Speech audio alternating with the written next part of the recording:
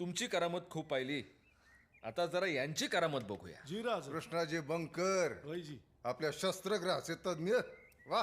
राज, ही 2 चिलखत घडवल्यात नवीन. ओ बंकर, आमच्या तलवारीन मोर कंची बी चिलखत टिकत नसतात काय असं जे. हा, एकदम बरोबर बोलत बघा सुभेदार. तानाजीराव, हा नुसतं बोलू नका, चला या चिलखताची परीक्षा घ्या. हा, घेतो की राज.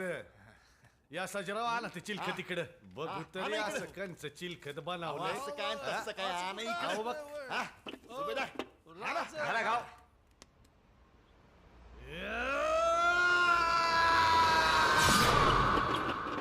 हा, काय असं कुठं असतंय वय तानाजीराव? अहो मग तुम्ही सांगा कसं असतंय ते. हा अहो कंच बी चिलखत जमिनीवर ठेवून घाव घातल्यावर ते तुटणारच किंवा.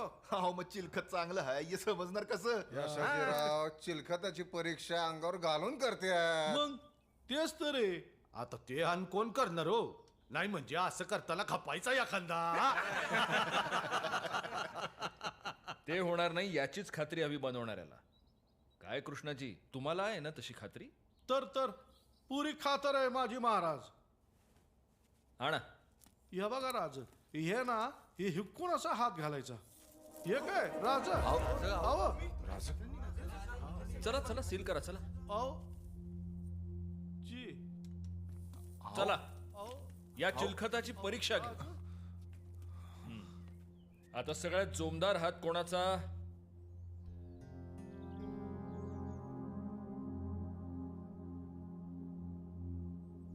तान्हाजीराव, या.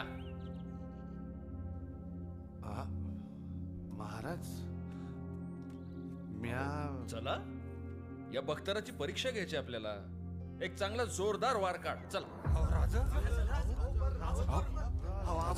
नाही नाही राज, हे असलं बापाच्याने बी व्हायचं नाही. तान्हाजीराव, आपल्याला चिलखताची परीक्षा घ्यायची आहे, वार काढा. तानाजीराव नाही राज. तानाजीराव, आमची आज्ञा आहे, वार काढा, नाहीतर आज्ञा मोडली हे मान्य करा.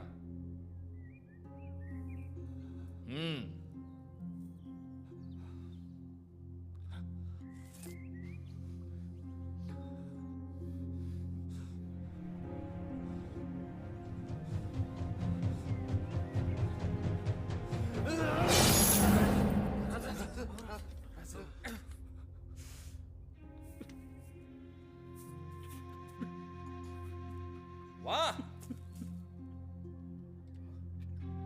वाह कृष्णाजी, वाह, काय बख्तर बनवलंय. कान्होजी काका पाहिलं का?